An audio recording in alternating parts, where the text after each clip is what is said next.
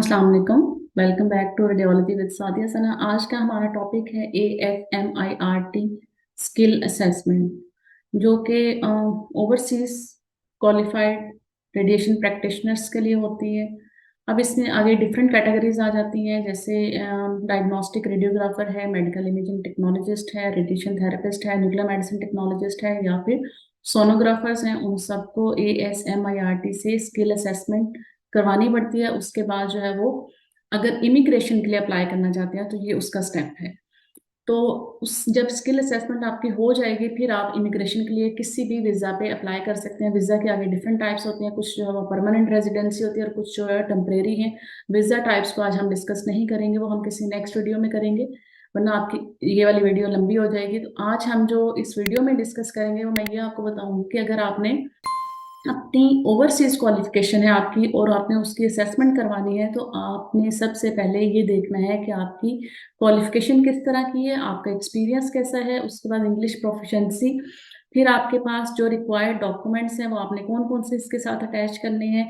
तो अभी हम अपनी वीडियो में डिस्कस करते हैं। आपने इस वीडियो को स्किप नहीं करना है, डिटेल से एंड तक देखना है, ताकि आपको जो है वो कोई भी पॉइंट मिस ना हो और आप जो है वो अपने डॉक्यूमेंट्स अच्छे से तैयार कर सके और आपको पॉजिटिव स्किल असेसमेंट रिजल्ट्स मिल सके। अगर आपकी स्किल असेसमेंट जो है पॉजिटिव होगी तो ही आप इमिग्रेशन के लिए ऑस्ट्रेलिया के लिए अप्लाई कर सकते हैं।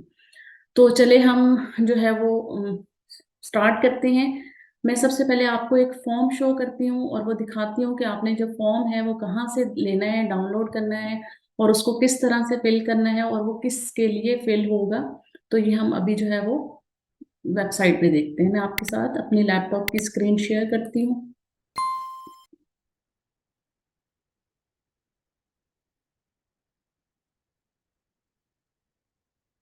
ये एक इस तरह का फॉर्म होगा जो कि आपने फिल करना है। ये फॉर्म आपको किस तरह से मिलेगा, आपने सिंपल जो है वो गूगल पे जाना है और ASMIRT लिखेंगे तो आपके पास यहाँ पे आ जाता है ओवरसीज असेसमेंट। आप इसको ओपन करें तो यहाँ पे आपके पास डिफरेंट ऑप्शंस हैं।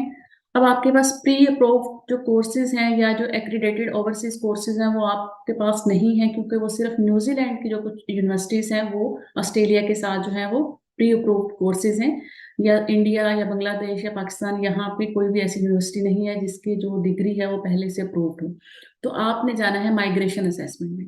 अब माइग्रेशन असेसमेंट में आपने क्या करना है, या इसको एक दफा अच्छे से पढ़ लें, वरना मैं वही बातें हैं लिखी हुई जो मैं आपको बता रही हूँ। तो सबसे पहले आपके पास डिग्री होनी चाहिए, और वो डिग्री क्या है, आपने इन तीन कैटेगरीज में वो फॉल होनी चाहिए। Medical diagnostic radiographer, radiation therapist या फिर सोनोग्राफर। इन तीन कैटेगरीज में आप स्किल असेसमेंट अप्लाई कर सकते हैं। जब आपकी स्किल असेसमेंट पॉजिटिव होगी तो आप वीजा के लिए अप्लाई कर सकते हैं, जो कि PR परमानेंट रेजिडेंसी, जो कि बाद में सिटीजनशिप होती है, या टेम्परेरी जो कि कुछ ईयर्स का होता है, उसके बाद आप उसको एक्सटेंड करवा सकते हैं। वो डिफरेंट ऑप्शंस होते हैं, वो हम बाद में देखेंगे। ये वीजा ऑप्शंस यहाँ पे ऑस्ट्रेलियन गवर्नमेंट जो वेबसाइट है वहां पे आप जाके देख भी सकते हैं।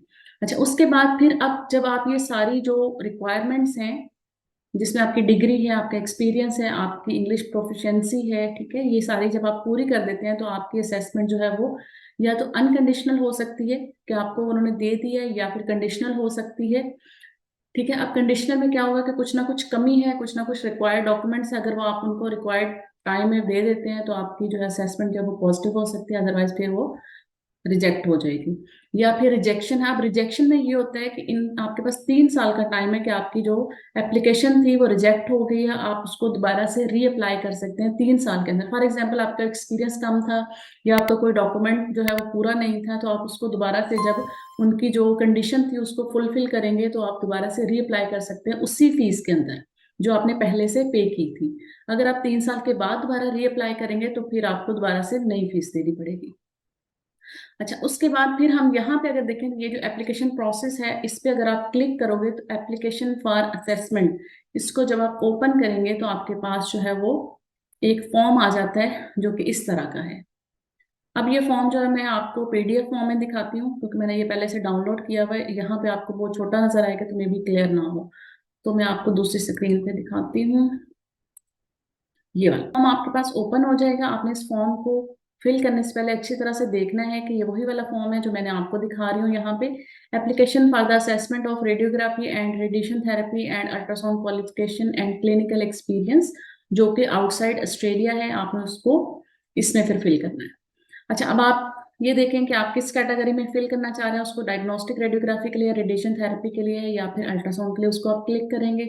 उसके बाद ये आपके पास थोड़ी सी जो डिटेल है या गाइडलाइन है उसको आप एक दफा देख लें। ठीक है, आपका जो कोर्स है जो कि ग्रेजुएशन है या पोस्ट ग्रेजुएशन है, ठीक है, वो किस डिपार्टमेंट, आप ये कह लें किस फील्ड से रिलेटेड है, उसके लिहाज से आपने जो है वो आगे अपनी डिटेल्स फिल करनी है। अब आपके पास सबसे पहले आ जाता है पर्सनल डिटेल, जो कि आपका नेम है, डेट ऑफ बर्थ है, आपका रेजिडेंशियल एड्रेस है। उसके बाद फिर आपका आ जाता है मतलब आपका प्रोविंस कौन सा है, कंट्री कौन सा है, आपका एरिया, सब पोस्ट कोड, ये आपने सारा फिल कर लेना है। ऑस्ट्रेलिया रेजिडेंसी स्टेटस देखना है, आप अगर बाहर से अप्लाई कर रहे हैं पाकिस्तान या इंडिया से तो डेफिनेटली नॉन रेजिडेंट आ जाएगा, लेकिन अगर आप ऑस्ट्रेलिया में हैं तो आप इसको टेम्परेरी या परमानेंट, जिस तरह की आपकी कैटेगरी है आप उसके लिहाज से इसको फिल करेंगे। जैसे मैं अपनी बात करूं तो मेरा टेम्परेरी वीजा है, स्टूडेंट वीजा है, तो मैं इसको टेम्परेरी को क्लिक करेंगे। अगर आपके पास कोई वीजा है तो आप उस वीजा की क्लासिफिकेशन यहाँ पे लिखेंगे। ठीक है। अच्छा, उसके बाद जो है, अगर आपके पास यूके या न्यूजीलैंड, कनाडा, इन कंट्रीज का पासपोर्ट नहीं है तो यहाँ पे आपने आइल्स या पीटीई का रिजल्ट लगाना है एज अ इंग्लिश प्रोफिशिएंसी। तो आप पाकिस्तान या इंडिया से अगर फिल कर रहे हैं तो आपने वो रिजल्ट जो है वो यहाँ पे अटैच करना। उसके बाद जो डिटेल आ जाती है वो है आपकी एकेडमिक डिटेल्स। इसमें आपकी कंट्री आ जाती है कि आपने वो स्टडी जो है वो कहाँ से की है, वो लैंग्वेज कौन सी है जिसमें आपने स्टडी की है, इंस्टीट्यूट कौन सा है, उसकी डेट स्टार्ट कौन सी है, एंड कौन सी है। फिर जो मेन डॉक्यूमेंट्स हैं कि आपकी attach certified copies of qualification, जिसमें आपकी ट्रांसक्रिप्ट और डिग्री आ जाएगी। सिलेबस, जो कि आपने अपने डिपार्टमेंट से, अपनी यूनिवर्सिटी से लेना है कि आपने कौन सा सिलेबस पढ़ा है, जो कि पूरा डिटेल सिलेबस होना चाहिए, और वो वहाँ के किसी पर्सन से, किसी फैकल्टी मेंबर से, किसी कोर्स कोऑर्डिनेटर से साइन होना चाहिए। ठीक है, वो आपने लेना है। उसके बाद फिर जो आपकी सीवी है वो आपने यहाँ पे अटैच करनी है। ठीक है। अब ये जो नेम ऑफ क्वालिफिकेशन है, ये आपका जो सीवी है या आपकी ट्रांसक्रिप्ट है या आपकी एक्सपीरियंस लेटर्स हैं या आपकी सिलेबस है, उन सब पे सेम होना चाहिए। मीन्स कि अगर आपकी है बीएस मेडिकल इमेजिंग तो आपने हर जगह पे बीएस मेडिकल इमेजिंग ही लिखना है, या BS radiography and imaging technology है तो आपने BS radiography and imaging technology ही हर जगह पे लिखना है, या आपने सेम वही लिखना है। उसके बाद टोटल नंबर ऑफ आवर्स जो कि शेड्यूल्ड थे, जो कि आपके उसमें कंपोनेंट, आपका जब सिलेबस आपके पास आएगा तो उसमें ये आवर्स लिखे होते हैं, प्रैक्टिकल और थ्योरी आवर्स, वो आपने यहाँ पे मेंशन करने हैं। तो उसके बाद यहाँ पे अगर कमेंट कोई ऐसी चीज जो आप मेंशन करना चाहते हैं तो आप कर दें, अदरवाइज ये ब्लॉक जो है वो खाली रहेगा। उसके बाद रेलिवेंट पोस्ट ग्रेजुएशन आ जाएगी आपका, अगर एमएस इन अल्ट्रासाउंड है या मेडिकल इमेजिंग में है तो आप इसको यहाँ पे मेंशन कर देंगे, या आपने फॉर एग्जांपल कोई पोस्ट ग्रेजुएशन डिप्लोमा किया हुआ 1 ईयर 6 मंथ्स का तो वो आप उसको भी मेंशन कर सकते हैं। अच्छी बात है, अगर आपके पास है तो आप उसको जरूर मेंशन करें। इसी तरह से सेम उसकी भी सारी डिटेल्स आ जाएंगी, और उसका जो भी कोर्स कंटेंट्स या डिग्री या सर्टिफिकेट या ट्रांसक्रिप्ट जो भी है वो आपने यहाँ पे अटैच कर। और दूसरी बात ये है कि ये जो कॉपीज आपने अटैच करनी है, मैंने आपको पिछली वीडियो में बताया था कि आपने कलर्ड कॉपीज करवानी है, और वो नोटरी पब्लिक से सर्टिफाइड कॉपीज होनी चाहिए। मीन्स के जो आप किसी लॉयर से जो है वो उसको सर्टिफाइड करवाते हैं, वो वाली आपने इसमें अटैच करनी है। अच्छा, उसके बाद फिर ये सारा आपने फिल करने के बाद जो है यहाँ पे ये दूसरी कोई क्वालिफिकेशन है कि अगर आपने मास्टर्स के बाद, जैसे मैं यहाँ पे हूँ, मैं पीएचडी कर रही हूँ, तो मैं यहाँ पे इसको फिल कर सकती हूँ। अगर आपकी कोई और क्वालिफिकेशन नहीं है तो आप उसको ब्लैंक छोड़ सकते हैं, वो कोई मसला नहीं। फिर आपने name and membership number of professional society registration body, जैसे मैंने आपको बताया था एप्रा में भी कि आप पाकिस्तान में अगर हैं तो पाकिस्तान की जो अलाइड हेल्थ काउंसिल है उसकी रजिस्ट्रेशन ले लें। वो आपके पास जो सर्टिफिकेट है उसको आपने इसके साथ अटैच करना है, और उसका जो मेंबरशिप नंबर वगैरह वो आपने यहाँ पे फिल कर लेना है। और ये जरूरी है, वो आपने जरूर लेना है, हर सूरत में लेना है। उसके बगैर जो है वो फिर यहाँ पे आपको मे भी हो सकता है कि ये असेसमेंट जो है वो पॉजिटिव ना करें, और फिर उधर से जो एप्रा वाले हैं वो आपको मे बी क्लिनिकल असेसमेंट के लिए फिर आपको एग्जाम में बैठना पड़े। उसके बाद फिर आपका क्लिनिकल एक्सपीरियंस आ जाता है, उसमें आपने एम्प्लॉयमेंट आपका एक जगह पे एक्सपीरियंस है, 2 जगह पे, 3 जगह पे, 4 जगह पे, वो आपने उसके लिहाज से इसको फिल करना है। अगर आपको ये जो ब्लॉक्स हैं ये कम लगें तो आप इसके साथ एडिशनल शीट जो है वो इंक्लूड कर सकते हैं। और आपने जितनी भी एक्सपीरियंस इसमें ऐड करना है, उनके एक्सपीरियंस लेटर्स जो है वो होने चाहिए, और वो लेटर्स जो है वो इनके फॉर्मेट के मुताबिक होने चाहिए। वो मैं आपको इंशाल्लाह नेक्स्ट वीडियो में बताऊंगी, क्योंकि ये वाला जो लेटर है वही वाला एप्रा में भी अटैच हो जाएगा और वही यहाँ पे होगा। इवन जो सीवी है वो भी इनकी ऑलमोस्ट सेम है, वो एक ही स्टैंडर्ड्स हैं। तो वो अगर एक दफा डॉक्यूमेंट्स आप तैयार करेंगे तो दोनों एप्लीकेशंस में वो अटैच हो जाएंगे। अच्छा, उसके बाद फिर आपने जो है समरी ऑफ कोर्स, कि आपने सब्जेक्ट आर्स पर फर्स्ट ईयर है, सेकंड ईयर है, थर्ड ईयर है, 4 इयर्स है, उसमें कितने आवर्स आपने किस सब्जेक्ट को दिए हैं, और टोटल जो आपके पास कोर्स है वो सारा जो है ये जो क्रेडिट आवर्स वगैरह होते हैं वो आपके इसमें यहाँ पे ऐड हो जाएंगे। अगर आप एनुअल सिस्टम है तो भी आपके सिलेबस में वो आवर्स लिखे हैं, ठीक है। और अगर आप सेमेस्टर सिस्टम है तो वो तो आपको पता ही होता है कि क्रेडिट आवर्स वगैरह आपके होते हैं। तो आप अपने सिलेबस से इस सारी डिटेल को अच्छी तरह से फिल करके तो फिर आपने इसको सेंड करना है। आपने कोई भी चीज़ जो उनकी रिक्वायर्ड है वो आपने उसको खाली या ब्लैंक या इसी तरह से नहीं छोड़ देना कि हमें समझ नहीं आ रही। जो भी आपको चीज़ ना समझ आए आप कमेंट करके पूछ सकते हैं, आप वेबसाइट से दोबारा से उसको बार बार रीड करके देख सकते हैं। तो आपके जो भी क्वेश्चंस होंगे, जो भी आपकी डिफिकल्टीज होंगी, मैं कोशिश करूंगी उनको जरूर आंसर कर सकूं, या कोई ऐसी चीज़ जो मैंने मिस कर दी हो तो मैं दोबारा किसी और वीडियो में भी उसको हाईलाइट कर सकती हूँ। अच्छा, उसके बाद फिर आ जाती है चेकलिस्ट फॉर द एप्लीकेंट। सबसे पहले हमारे पास आ जाता है section A, applicant must be. अब इसमें हमने ये देखना है कि आपने कौन कौन सी चीजें जो है वो इसके साथ अटैच करनी है। आपके पास अगर आपका नेम जो है वो कभी चेंज हुआ है उसकी आपने प्रूफ, आपने कोई भी चीज कोई भी इंफॉर्मेशन यहाँ पे जो फिल करनी है उसका एविडेंस साथ में जरूर लगाना है।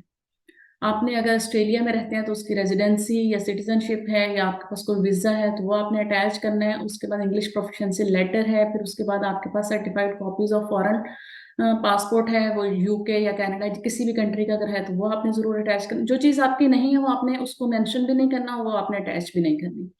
उसके बाद फिर आपकी जो है क्वालिफिकेशन की डिटेल्स आ जाती हैं, जिसमें आपके ट्रांसक्रिप्ट्स हैं, ठीक है। उसके बाद आपका करिकुलम है, सिलेबस है, और आपकी जो डिग्रीज हैं, आपका इंग्लिश प्रोफिशिएंसी लेटर है, आपका करेक्टर सर्टिफिकेट्स हैं या आपके इंस्टीट्यूशन से होंगे। उसके बाद जो रजिस्ट्रेशन के लिए आपने जिस बॉडी से रजिस्ट्रेशन करवाई है उनका गुड स्टैंडिंग सर्टिफिकेट होगा, और जो रजिस्ट्रेशन सर्टिफिकेट है वो आपने जरूर इसके साथ अटैच करना है। ये सारी आपकी डॉक्यूमेंट्स की डिटेल है जो आपने इसमें अटैच करनी है। एट द एंड फिर आपके पास पेमेंट आ जाता है, फिर ये डिक्लेरेशन है, इसको आपने साइन करना है, डेट डालनी है, ठीक है। यहाँ पे अगर आप कोई चीज मेंशन करना चाहते हैं तो वो आप यहाँ पे मेंशन कर सकते हैं, अदरवाइज इसको आप ब्लैंक छोड़ दें। अच्छा, अब इंग्लिश के लिए सेम वही है कि आपने या तो आइल्स करना है तो 7 उसमें बैंड्स होने चाहिए, या फिर अगर आपने पीटी करना है तो आप 65 उसमें जो है वो मिनिमम क्राइटेरिया वो आपने दोनों एप्रा और ASMIRT दोनों के लिए फिल करना है। ये बहुत सिंपल फॉर्म है, कोई इसमें डिफिकल्टी नहीं है, आप उसको इजीली फिल कर सकते हैं। फिर भी अगर कोई आपको डिफिकल्टी लगे तो आप वो पूछ सकते हैं। अच्छा, उसके बाद फिर आपने क्या करना है कि अगर फॉर एग्जांपल आपकी जो आपको लगता था कि आपकी जो एप्लीकेशन है वो सक्सेसफुल होनी चाहिए लेकिन वो सक्सेसफुल नहीं हुई, तो फिर आप उस पर अपील कर सकते हैं। लेकिन आपने उसमें फिर यह है कि आपको फीस जो है वो दोबारा एक्स्ट्रा देनी पड़ती है। तो उसके बाद फिर आप दोबारा से जो है वो उनको अपील कर सकते हैं कि भाई जो मेरी एप्लीकेशन रिजल्ट है वो मुझे जो है वो सही नहीं लग रहे, आप इसको दोबारा से रीचेक करें। अच्छा, ये आपके पास एड्रेस आ गया है जहाँ पे आप जो है वो अपनी एप्लीकेशन जो है वो सबमिट। अच्छा, ये सबसे पहले ये फीस देख लें, जो नॉर्मल फीस है एप्लीकेशन की फीस है।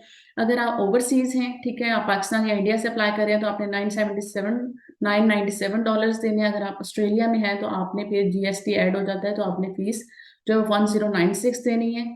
उसके बाद आपने ये डिटेल है जहाँ पे आपने जो है वो क्या करना है कि अपनी जो फीस है वो सबमिट करवानी है। ये बैंक का उन्होंने नेम दिया हुआ और उसकी वो सारी जो है वो डिटेल है वो आप इसके थ्रू डिफरेंट मेथड्स उन्होंने दिए हुए हैं, वो आप अपने बैंक से जाके मतलब देख लें कि आपका किस तरह का अकाउंट है, कौन सा बैंक है, किस तरह से आप जो फीस है इनको ट्रांसफर कर सकते हैं। वो डिफरेंट ऑप्शंस मिल जाते हैं। अच्छा, उसके बाद फिर आपने ये जो फीस है इसको सबमिट करने के बाद वो जो स्लिप होगी या रिसिप्ट होगी उसको आपने इनको ईमेल करना है, ठीक है। ईमेल करने के बाद आपको एक जो आप ये कह लें कि रिसीविंग ईमेल जो है वो रिसीव होगी, कंफर्म हो जाएगा कि आपकी जो फीस है वो सबमिट हो गया। उसके बाद आपने अपनी ये जो पूरी एप्लीकेशन जो हमने फिल की है और जो सारे डॉक्यूमेंट्स हमने तैयार किए हैं उसको फिर पोस्टल एड्रेस पे उनको कोरियर करना है।